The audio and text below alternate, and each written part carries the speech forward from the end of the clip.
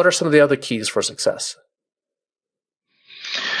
Well, I think that one of the biggest issues for success really is tenacity. I think one of the things that we've found is that, designing organizations is, first of all, it's never done, right? So even organizations that come up with a great design and create high performance, if they aren't building continuous renewal and reinvention and rethinking into their organization design, entropy will eventually take over and they'll decline in performance. So none of these solutions, and even the solutions in the book, are a recipe for success for the next century, unless you do them all and keep doing them all. And so there's a whole chapter on learning and improvement and the ways to learn. And at the end of the day, it really is about learning, and it's about learning forever and learning things about your organization that nobody else actually knows.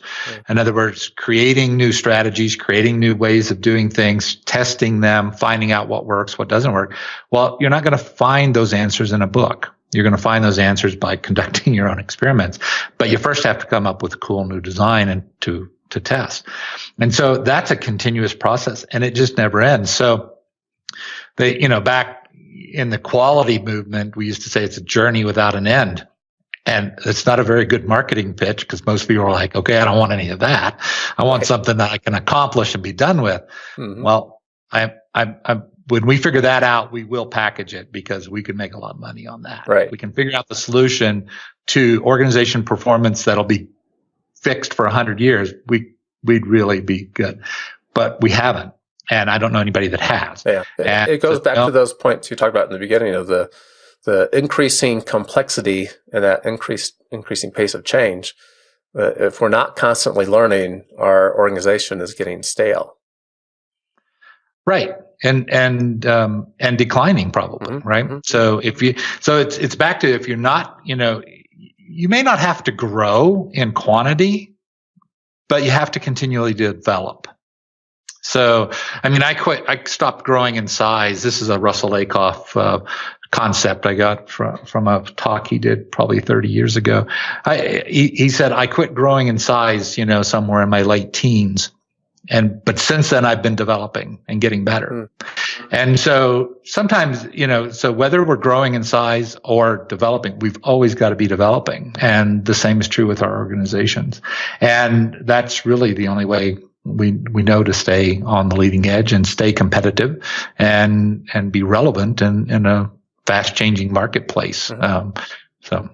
So which product managers are uniquely suited again to take, they know this about products, right? Right. Well, it's the same is true for the organization that it creates those products. Mm-hmm. And so much of our products are also services and experiences customers have with our organization. So now we have the intersection of service delivery with organization design and culture and all those things. And this is where, we've got employees that are possibly the most important person to customer satisfaction. And all too often we're paying those people the least and treating them the worst in the organization. And yet we expect them to smile and treat the customer with respect and like the customer is king. And yet that's not how we treat the people. So it gets back, there is an intersection. It's in fact separating product development, design, delivery, and customer service. Separating that from organization design is almost an artificial separation, but we've been doing it for a long time. Right.